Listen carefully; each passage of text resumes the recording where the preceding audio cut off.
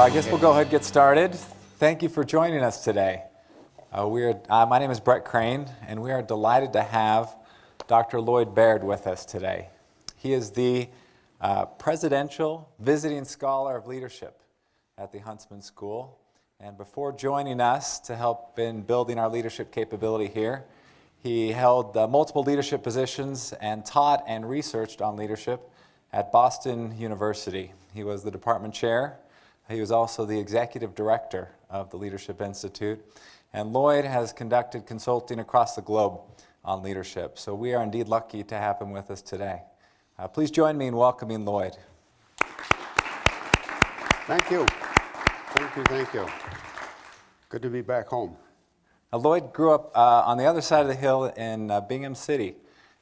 Brigham City. Where are you from? Where am I from? That's a key indicator if you don't know how to pronounce the cities in the proximate area. But you were an Aggie. I was an Aggie. So tell me about what it was like to be an Aggie and how have things changed?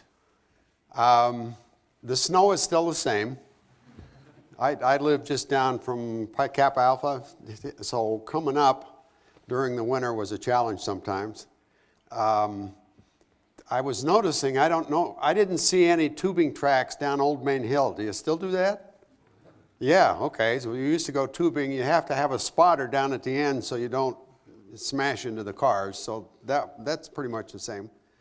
My other comment to Brett was, though, but I remember being much older than you people look as a undergrad. So I think it was a different admission criteria or something. The students keep getting younger and younger and younger. But Utah State was a great experience, a great place to study, to be, to meet people. And from what I've been able to see this year in visiting, it's just getting better and better and better and better. Your degree is very valuable now, and in 10 years, it's going to be even more valuable when you say, yeah, I was at Huntsman. So it's great to be back. And what brought you to Utah State? What did you study here? Econ. I was in the economics department. My dad was a statistician, so we had a combination of economics and statistics, a couple of business classes sprinkled in there. I wanted a good foundation, and had already decided I was going to go on to get an MBA and maybe a PhD, and needed a good foundation that would allow me to do that. And the economics department here was superb. The business school was a good linkage, and the stats department. It was in math then. I don't know where it is now. Statistics department was great. So it was a very good, solid foundation. I was walking down the hall and saw some of my, Reed Durchie was my main mentor advisor when I was here. I saw his picture on the wall down there. So it was a good experience. You made a great choice, folks. Good choice. So leadership has been a lifelong pursuit of yours, research, consulting, positions that you've held. How did you get started in your interest in leadership? After my undergraduate, I was at the tail end of the Vietnam era. So the draft board gave me an interesting choice. They said you could either join the military or we will draft you in the military. I said, well, that's a nice choice. And what's the advantage of just drafting versus joining? And the answer that they gave was, well, if you join, you can kind of pick your branch and da-da-da. I wanted to go to graduate school and had talked to Reed Durchie, and he said, well, go to Berkeley, go to Michigan, go to University of Utah.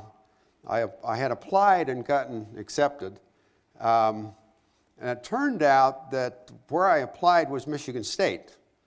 And the reason I had applied there and wound up, and it really worked out superbly, is they had a graduate program for ROTC people. And so I was in a MBA program at the same time that I was in a ROTC MBA combined program. So that worked out superbly. But what it did is it got me involved in the military, because I did go through leadership training. I went through officers training. And, you know, there's only two things the military does. They train and they do. And a lot of the stuff that they train on is on leadership. And we had a superb drill sergeant. I mean, we were graduate students. We didn't have a clue what we were doing. You know, and the drill sergeant had just returned from Vietnam. He had at least a 5th grade education. You know, and he had 55 of us, and we were there, and he was trying to help us understand. And it only took him about 2 weeks to understand how to work with us.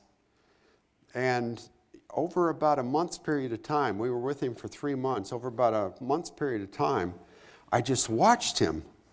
And we got better and better and better and better.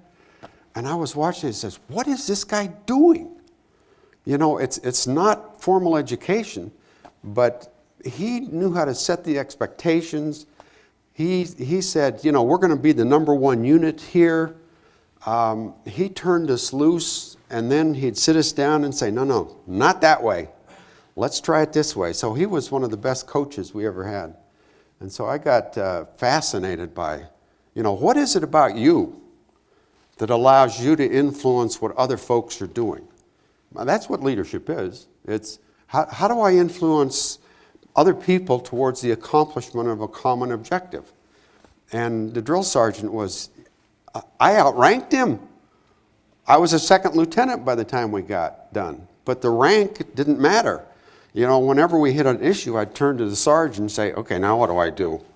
And he'd tell us what to do, and away we'd go. So that was the start of my interest in leadership. And then did the graduate program, started getting involved with some corporations.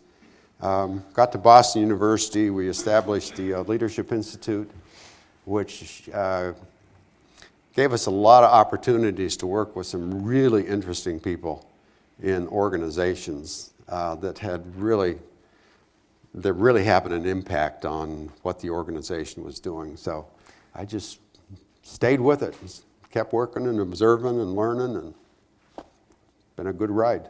Been fun. And your interest in the military and leadership continued, right? You've got an opportunity to work with Gordon Sullivan, Chief of Staff for the Army. Can you talk a little bit about that? Gordon Sullivan's an interesting, 4-star General, Chief of Staff, U.S. Army. We got a call one day. He had gotten linked up with some of the stuff that we were doing in the Leadership Institute, and he called and said, I need you to come on a staff ride. What's a staff ride? Well, the staff ride turned out to be a week flying around with him going to different bases. And he said, what I want you to be looking at is how do we change the nature of leadership in the military? And we said, okay, what's the question really? He says, okay, let me rephrase it. We've digitized the battlefield. Does that make sense to you? I mean, everybody has got a computer. Everybody is linked to a satellite. Everybody has got a laser. Everybody's linked together, okay? So everybody knows what everybody else is doing. We've digitized the battlefield. We've changed the nature of the command and control structure. We have to change the nature of leadership. So we flew around with General Sullivan for a week and observed and looked at what was happening, gave him some feedback. And in the process, we learned a lot about leadership. He's just an unbelievable. If you want to read some stories about great leadership, just Google Gordon Sullivan and read some of the papers he's written. And one example. You know, this is, I learned leadership, an example from Gordon. We're down at Fort Polk. It's a NATO exercise. There's 4,000 people there. And they are running a NATO exercise, and they're from all over the world, from Germany, from France, and we're watching them, and they did not know the 4-star General Chief of Staff of the U.S. Army was going to come, because he wanted to just have us have the opportunity to observe what they were doing so we could give them some feedback on how leadership needed to change. And they were doing the exercises, and it came time for lunch. The mess sergeant had to feed 5,000 people in an hour, because when the military says you got an hour to eat, they mean you got an hour to eat. And so they had it all laid out, and the mess sergeant in charge of the whole thing had it ready to go, and he looked down and he saw the 4-star General Chief of Staff, U.S. Army. And oh my gosh. And I was standing on the left side of Gordon. It was so impactful that I remember. I was sitting on the left side of General Sullivan, and the mess sergeant motioned to him, come on up and eat, because the troops are coming. Come on and get your food. And I took a step forward, and he grabbed my arm and pulled me back. And he said, no, you stand right here. Number 1 rule, we eat after they've eaten. As a leader, your first job is take care of the people. Do you understand?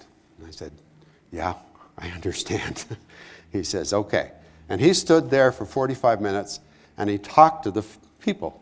He says, where are you from? I noticed from your insignia you were in. Do you know? How do you think we ought to change things? What can we, and he was gathering information, and by the time he was done, he was writing down information and data and people he needed to contact and things. And we thought we were going to get on the plane and fly back to Washington. We got on the plane. It's like Air Force One. You got good seats and everything. We got on the plane, and we were all ready to relax because it was a week of flying around. And he said, no. Everybody up here, we're going to do an after-action review. What's an after-action review? We're going to talk about what we've learned. Okay. We spent the next 2 hours on the flight back, and then the next 3 hours after we got back there talking with General Sullivan about what have we learned about leadership.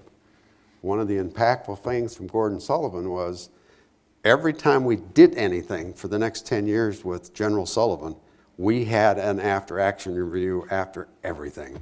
He sat down and said, okay, what have we learned? How are we going to use it?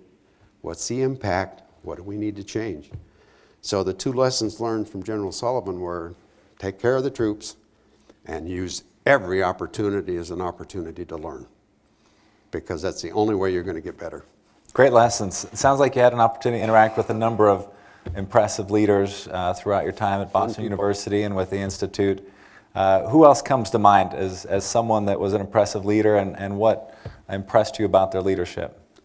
Let me link that one into Huntsman a little bit. One of the key things you have to do as a leader is be clear about what you're trying to do. I mean, this is one of those, gee, really? We're going to spend a semester trying to talk about this? No. As a leader, you've got to be clear about what are we trying to accomplish together. The first time I really saw that in action, and if you can get clear about that with your study group, with your club, with anything, with your own career, what am I trying to accomplish here? It's amazing how many people can't answer that question. Why are you studying what you're studying? Your first job, what are you going to try and accomplish? We worked with a CEO, a guy named Ingar Skog. Ingar Skog was the CEO,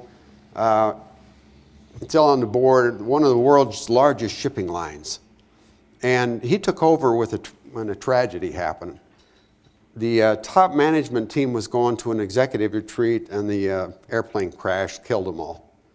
So they hired him, and he had to replace the top 10 folks. And he took a couple of months of doing that, and then we started watching and working with him. And the first thing he did is he said, we got to be clear about what we're trying to accomplish around here. We're shipping lines. Yeah, okay. He says, okay. And they talked about it for a while, and what they came up with is, number one, we're going to help the customers solve their problems. Everybody clear about that? We're focused on the customers and help. All right, got it.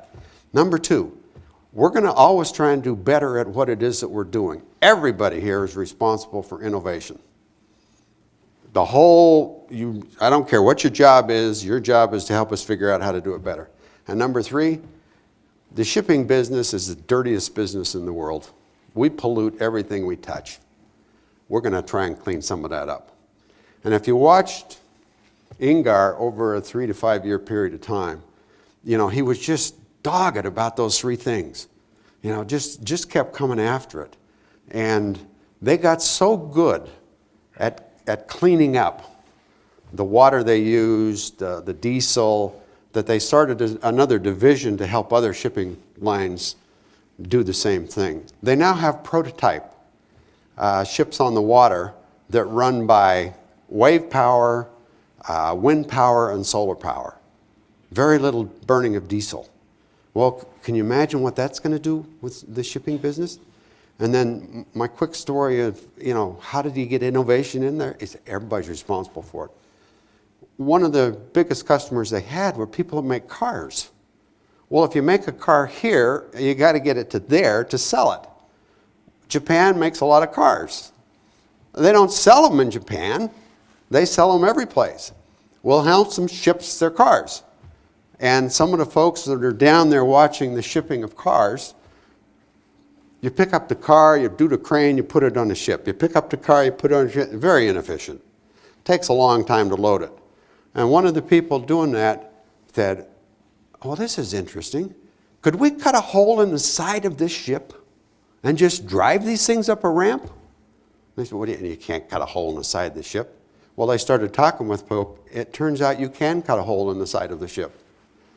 Cut a hole, put a ramp on it, drive those cars up. You can load that ship much faster than this way. And then the next thing they started doing, same group of folks, how can we help the customers? So they go to the good people at Toyota and say, well, how do you make cars?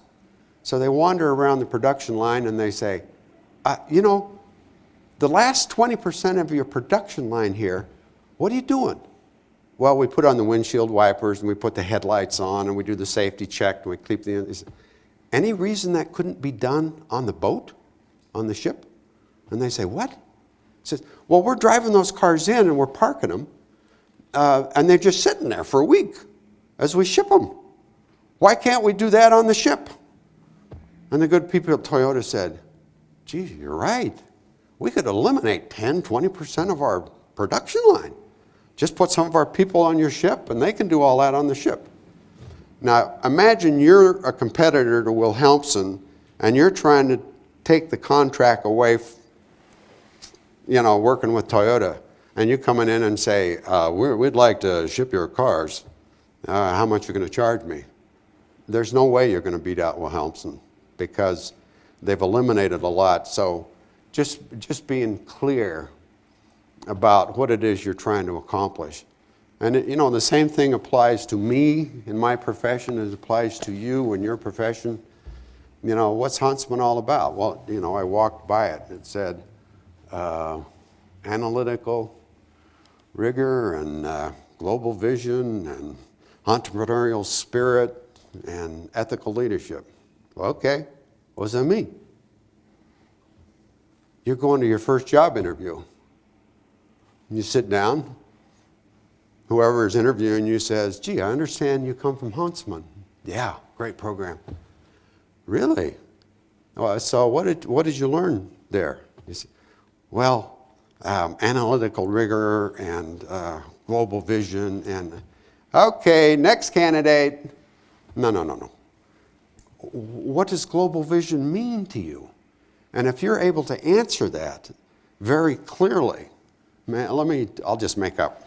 I don't know how you would answer it, but if you were able to say, let's assume you're going to a medical devices firm, and you answer, I understand you're in medical devices. There's new technology coming out that allows for cancer. The problem with radiation is it affects the organs around, and there's new technology coming that encases the cancer so that when you're doing the radiation, it doesn't affect. But we did a project in my class about how you would go about introducing that in Germany and Japan because they have different regulations. And by the way, I have a portfolio I put together. You might want to click on that and see the project we did and how the different cultures adapt to that new tech. And the person interviewing looking at you and saying, when do you want to start to work?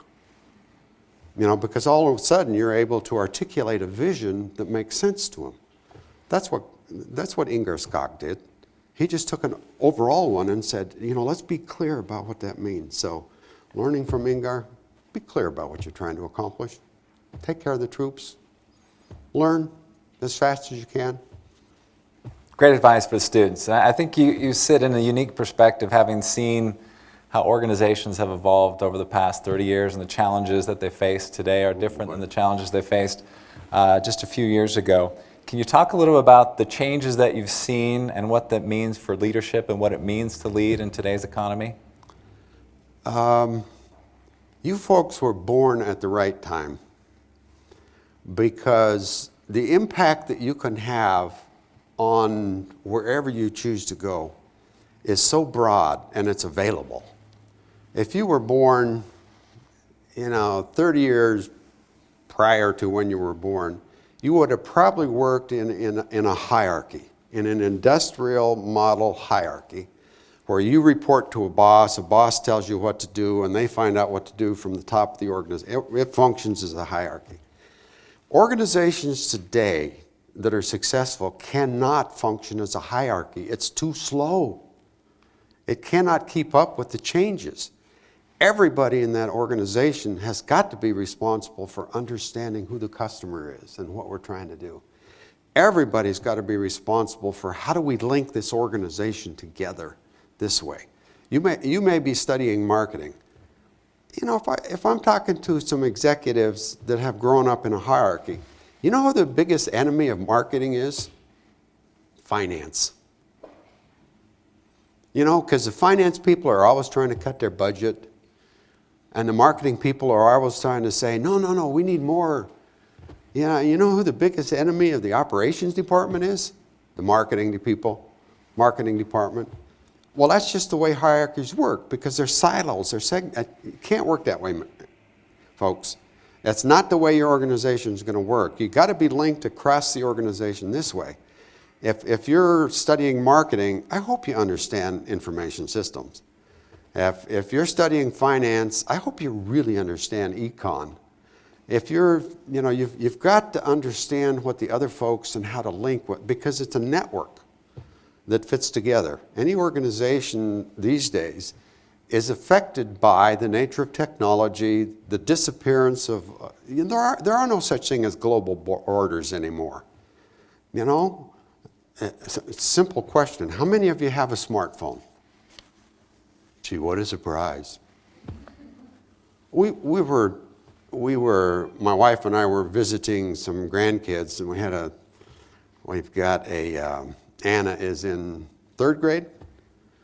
Anna's in third grade, and she's on her phone, and she says, oh, look, her teacher's a real Patriots fan. And she had dressed up for celebrating the success of the Patriots. And she also had sent them homework assignments they were sending in. And I says, Anna, what's this? He says, well, this is my teacher. I said, what's that? Well, that's my homework assignment. This is how you get your homework assignment? Yeah, and then I do it and I send it back in. I said, so does everybody have a smartphone? And she looked at me like, that's the dumbest question I've heard today. Of course everybody has a smartphone. The generation that's coming, and your generation, you know how to do this stuff. It's just natural. And it affects everything that we do in an organization. It doesn't matter what field you're going into, it's going to impact. The last bastion that's holding out, well, can you guess the last? I mean, it's already taken over finance. It's starting to take over medical services. It's already taken over commerce.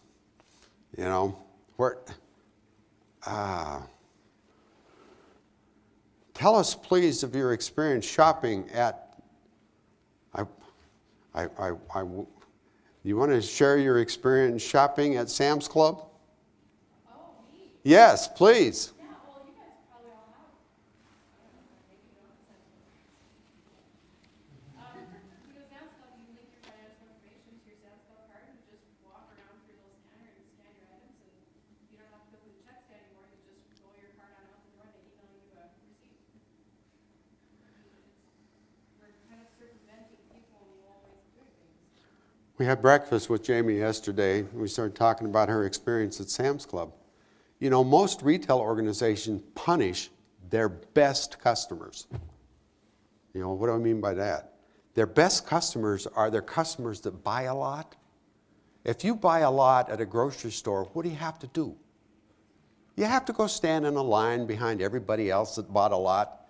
If I just bought 3 items, I go over to the Express, I'm out of there like that. Sam's Club has gotten smart about that, and they've combined information technology, marketing, physiology of the body, and pretty soon it's going to be retina eye scan. And so what you do, I mean, we've seen it. We've actually worked with the people at FedEx. They're doing the same kind of thing, because once they barcode something, they're putting RFID tags, small chips. There's an entrepreneurial firm in Boston that is making the small chips that go in and making it at cost so that you can put that into any product you produce. So you go shopping, you just load up your cart, and then you walk out. No cash register, no needed. Because the chip communicates with your Sam Clubs, communicates with your credit card, communicates with your bank, and the money just flows. And you don't have to stand in line. You just put it in your bag and you walk out. Okay. Imagine the units you have to weave together in a network to make that happen at Sam's Club. You've got to weave together the operations department, the marketing department. You've got to change the nature of the jobs, so the HR department's got to get involved. The IT people are going to get involved. You can't do it by the marketing people being smart and just saying, this is how we're going to do it. You got to weave together the whole organization. And that's happening in every organization you can think of. You have to be in a network. You have to understand how to work with other people. That's what Gordon Sullivan was talking about when he says, we digitize the battlefield. The digitization of the battlefield simply means everybody's linked together. And so the message from Huntsman is, I know you think you'd like to major in marketing and get started in your freshman year.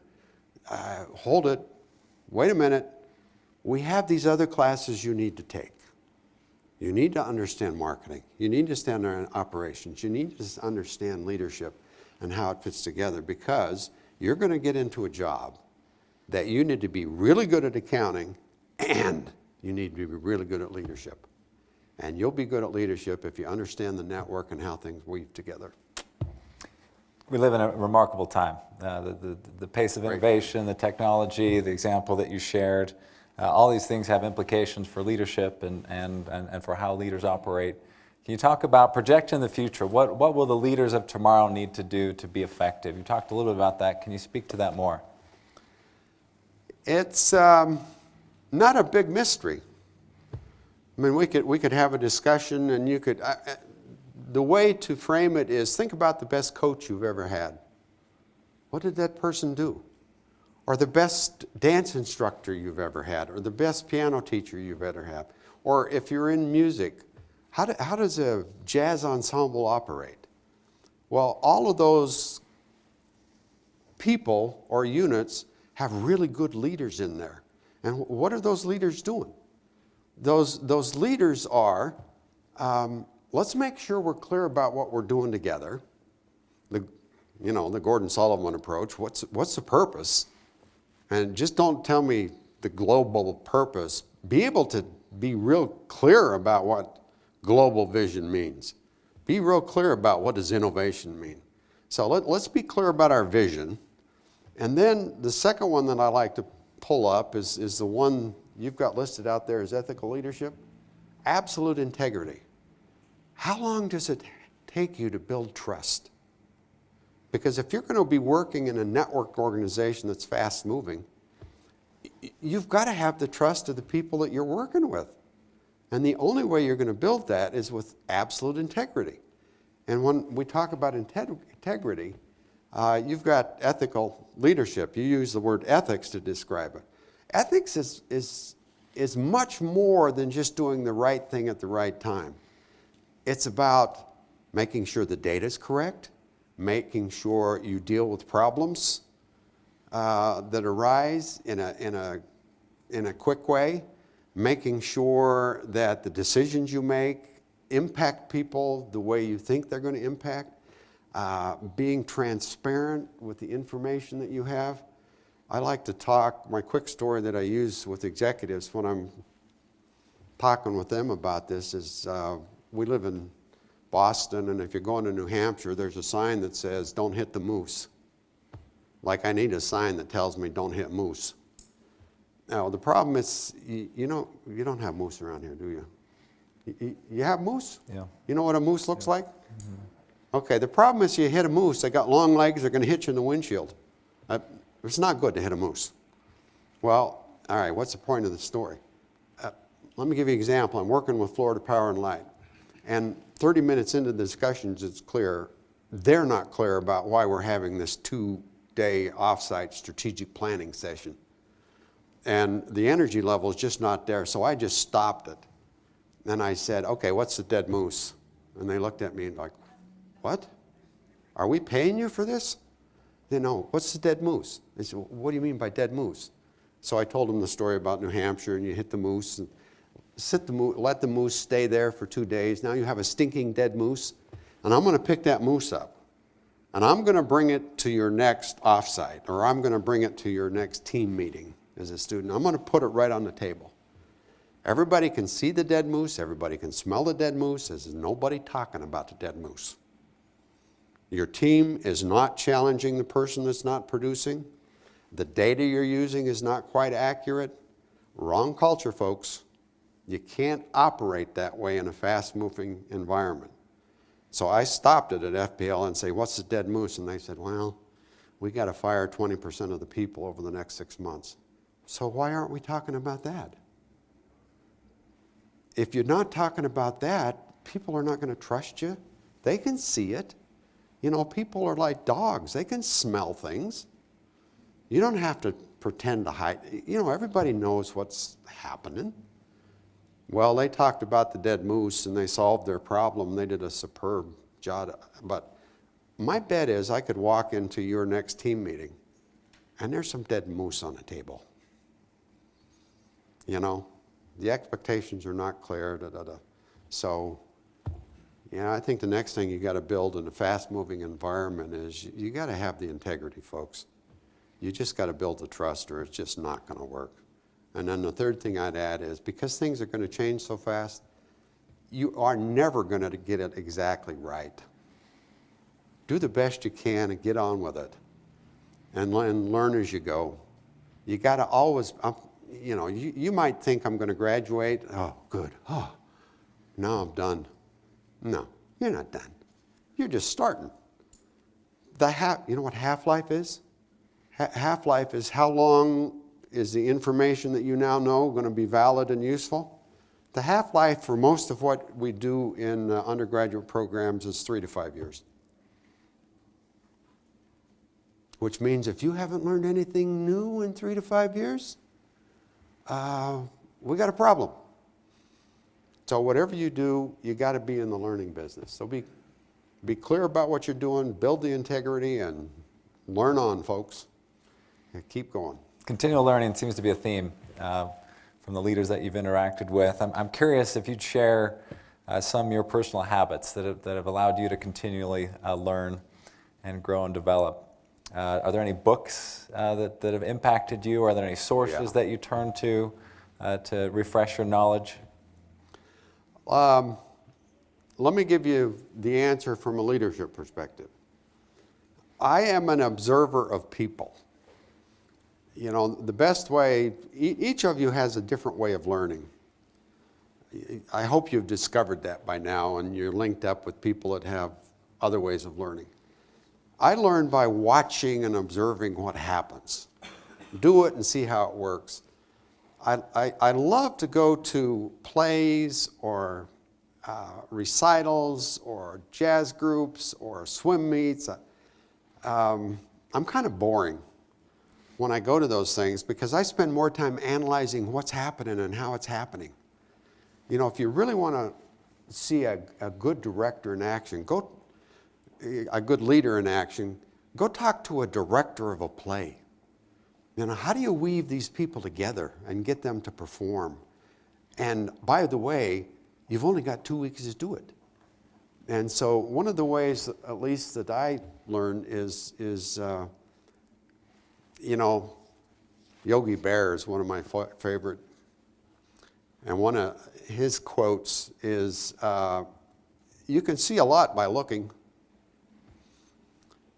All you have to do is keep your head about you and just watch what's happening. How is this happening, and why is it happening, and how would I do it different?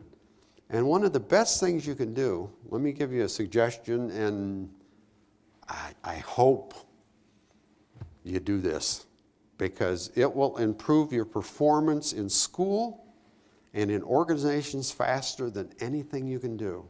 And it's very simple, and it won't take you very much time. I see a lot of you have got pieces of paper you're writing on. Go get a piece of paper that's in a journal. You know, get a journal. And once a week, just sit down with your journal and say, what did I learn this week? What went well? What didn't went so well? What should I do better next week? It'll take you 15 minutes. You write that down. Then you can put your journal down. Next week you pick it up. You do the same thing. Hey, end of the semester, you read your journal. And you say, oh, that's interesting. You know, if I did this and that better, and you pick 1 or 2 things and try and get 2 to 5% better at it. That's it. You understand compound interest by now, right? Well, okay. Compound interest also applies to the way you improve and how you learn. If you can get 2 to 5% better every 6 months, well, compound that over 5 years and see what happens. And it doesn't take that much time. And so, you know, if I know any tricks to how do you continue to learn, it's number 1, keep your head about you and watch what other people are doing. Learn from them. Spend some time just talking to them or watching them, and how do they do that, and how's that happening? One of the best people I have ever learned from is a guy named Dave Brubeck. Any of you know Dave Brubeck? The younger generation, I mean. Dave Brubeck is the father of jazz. You know, go Google Dave Brubeck. Dave Brubeck had a way of working with a jazz group. I've had the opportunity over multiple years to watch Dave Brubeck perform, and the message is just watch other people that are good at what they're doing, and what are you doing? And the other is watch yourself. Watch other people, watch yourself, and just try and learn a little bit. Get a little bit better. And then next month, get a little bit better again. And then get a little bit more better. And just keep going. Great advice. So I've got one more question, then we'll turn the time over to the rest of you to come up with any questions that you might have for Lloyd. But I'm curious, you've interacted with how many students would you suspect over your career? Oh my gosh, 10,000. Okay, so sample size of 10,000. You followed probably a number of them beyond their academic pursuits. In your mind, what distinguishes individuals that go on to success from those that aren't as successful? By now, you can probably guess the answer to that question that I'm going to give you. The folks that are successful, number 1, you have to define what success means for you. And for heaven's sakes, don't define it as the amount of money I earn. There is no relationship between money and happiness and pleasure and, you know. I have not met the executive yet that at the age of 65 said, I wish I'd earned more money and spent more time at work. No. You got to get the right metrics. You know, this business approach actually works. Get the right metrics to what it is that you're trying to do. The successful students, they're clear about, you know, here's what I really enjoy doing, here's what I'm good at doing, and here's what I can do to work with other people that are good at what they are doing that's different than what I do. And so they've learned how to work with other folks. They're clear about what they're trying to accomplish. And the third thing is they take advantage of opportunities that just pop up. Because I know you think you know what you're doing with your career, but it isn't going to work out that way. There's an old Yiddish saying, Jewish saying. We live in Boston. There's a very active Jewish culture there. And one of the sayings they use is very simple. If you want to make God laugh, tell him your plans. You have to have plans, because without the plans, you're not going to be able to take the steps. But 3 to 5 years into those plans, something's going to pop up that you're looking at and say, oh my gosh, that is a tremendous opportunity. I mean, Gordon Sullivan just popped up. I was just sitting in the office and got a call from a colleague. Wound up working with him for 10 years. I couldn't have planned that. I wound up at Boston University by mistake. You know, I spent my high school years in Brigham City, Utah, so my version of a good time would have been Colorado, Wyoming. You know. I was sitting in the office, and a BU called for a colleague. He already got a job, and the professor that answered the phone said, no, you don't want to hire Bill. You want to hire Lloyd. He's dead. And he just handed the phone to me. I said, Professor Hamner, what are you doing? And he says, they want to recruit you. Okay. I had no clue who I was talking to. So, I mean, the other thing that happens is simply, okay, start. Be clear about who you are and what you love to do. Get good at it. Learn as you go. And be open to opportunities. And when you get those opportunities, be passionate about it. Doesn't matter what field you're in. If people can feel the passion, they love to work with you.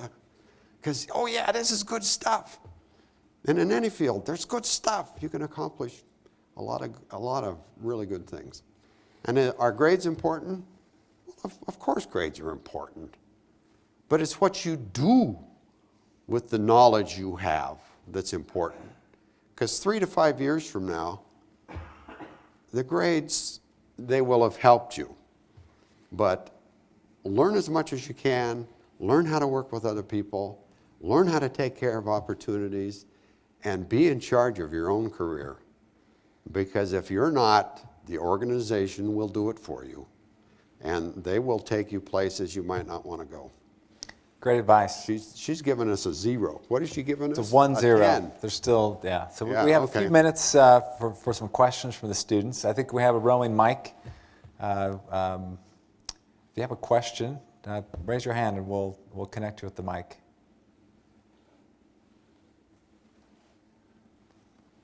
Go ahead, just yell it out. So I noticed that your bio says you're working on a grant for redesigning the undergraduate learning experience. Can you tell us anything about that? Yeah, there's a consortium. One of the advantages of being in Boston is there's like 25 colleges and universities within a 10-mile radius.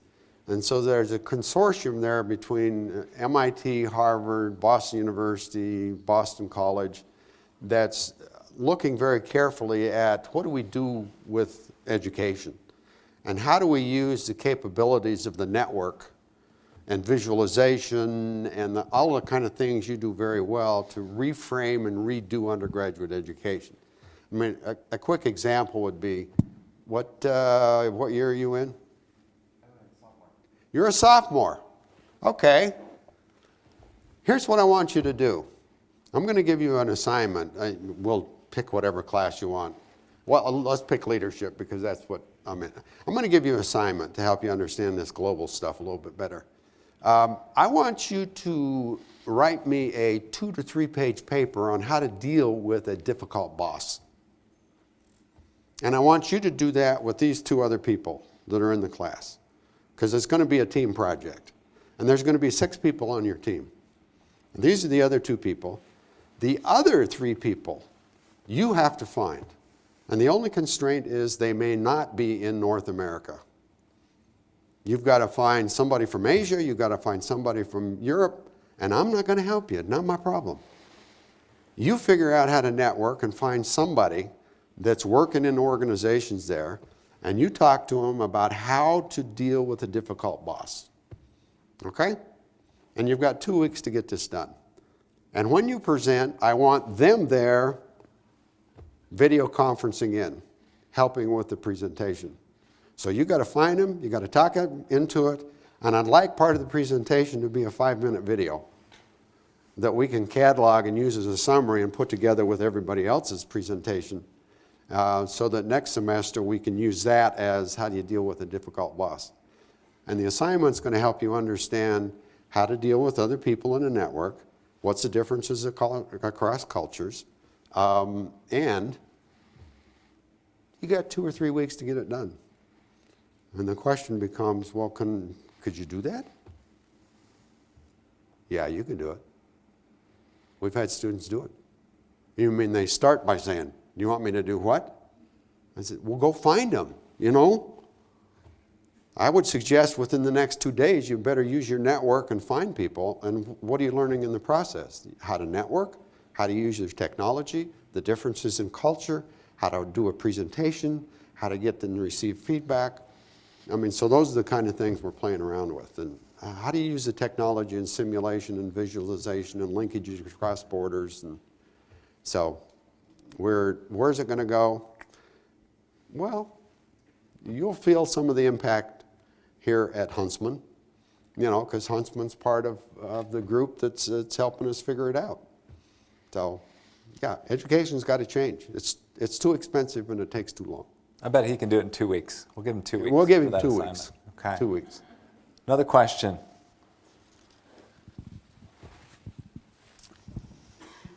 Yeah, so going into business, I'm a little concerned just with job security, not necessarily in business, but in the type of business that I go into. I feel like I need to have some hard skill sets to make me favorable for any company that I go into. But I'm also interested in leadership, organization, as well as human resources, which don't have as many hard skill sets. So I was wondering what your perspective would be on us graduating and what you would suggest us going into to find the best potential job with the best job security. Okay, wait a minute. No, leave the mic with him. Why did you include job security as one of your metrics? That's part of my success in life. Why? It's making sure that I can have job security to provide for my future family and help others as well. So he's in the recruiting business. He said future family. Okay. Yes. All right. Let me. That's good. Let me tell you how to get job security. It's very simple. Be very good at what you do. That's it. If I cannot promise you that whatever organization you go into and whatever you're doing is going to exist 3 to 5 years from now. My quick example is, you see, I grabbed this on the way. Everybody's got some kind of electronic device. We have a son that spends his life studying photonics. What's photonics? The study of light. And if you start talking to Chris, he says, what does the future look like? He said, that's ancient, because that runs on electricity. We have computers now that run on light. What's the advantage of light? All that thing does is communicate in zeros and ones. That's all it can do.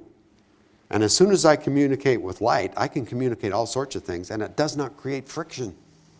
So it means I can shrink it. Well, what's the purpose of that story? I don't care what business you go into. It's going to be out of business in 3 to 5 years unless it changes. So the best way to get job security is be good at what you do and establish a professional network that allows you to maintain relationships that will yield opportunities for you in the future. If you want job security for 20 years, I don't know where to tell you to go. You know, even the military, you know, you used to in and out. One of the things Gordon Sullivan's did is we can give you an honorable discharge anytime within 6 months. So you don't even have job security there. So my best advice would be, it's a good metric. Just do good at what you do and have fun with it, and take advantage of the opportunities that come. I think we have time for one more question. There was a back there with us. You know, we have a bias for people with blue shirts and ties on. Good color. Yeah. What are your thoughts for those of us early career, just starting out, to be leaders and influencers without, you know, that established credibility that, you know, a leader with a title may have? Okay. This is another industrial age kind of phenomenon that's going to change and is changing. Leadership is not defined as where in the hierarchy you are. It's how you influence other people within the organization. Okay, how do you influence other people? That's an interpersonal skill that you need to develop. How do you understand other people that are different from you? How do you integrate them into a common vision so that we can get on with it? How do you do it when you're spanning the globe? I mean, one of the things, for example, with how's education going to change? We're going to virtual. How do you work with folks that are very different? My example would be, you played sports? What did you play? Football. Who influenced your team the most? Besides the coach, because he's the legitimate power base. He's the hierarchical guy. Who on the team influenced the team the most? The team captain? What was the position? Yeah, what position did that team captain play? Quarterback? That's a natural. I'm from Boston. Patriots. Who influences the Patriots the most? It's an interesting case study, folks. If you want to look at high performance teams, the answer is everybody is responsible for influencing what it is we do. And the influencer will change at any point in time depending on what is happening on that team. That's the way the Patriots work. Yeah, Tom Brady's a quarterback, but you know, go watch the latest Super Bowl. Tom Brady was struggling for 3/4 of that game. And, you know, it was some of the folks on the line that finally took over and said, this is going to change. So in the modern network kind of organization, you'll have more and more opportunities to influence. The way we describe it is influence without power. You will not have the hierarchical position to say, just shut up and do it my way. That's not going to work anyway. You got to learn how to be, how do I work with you? How do I help you accomplish what it is you need to accomplish? You know, that was the Inger Skog approach. That's the Gordon Sullivan. That's the Peter Browning. You know, if I give you the top 10 execs, leaders I've worked with, that's their approach. How do I help you do your job better? That's the way to influence. Well, Lloyd, it took you long enough to come back here, but we're glad you're here. And Lloyd will be around if you would like to connect with him personally. I think what you can see from Lloyd is as a great reservoir of wisdom and knowledge, as well as a very personal touch. If you'd like to connect with him, I would encourage you to do so. We've been taught well today on leadership. You've been given some great advice on career and how to set yourself up for true and meaningful success. Please join me in thanking Lloyd. Thank you. I mean, my quick summary is You're at a great place at a great time, folks. Take advantage of everything that Huntsman offers you, because it is one of the best foundations that you can possibly have. Thank you.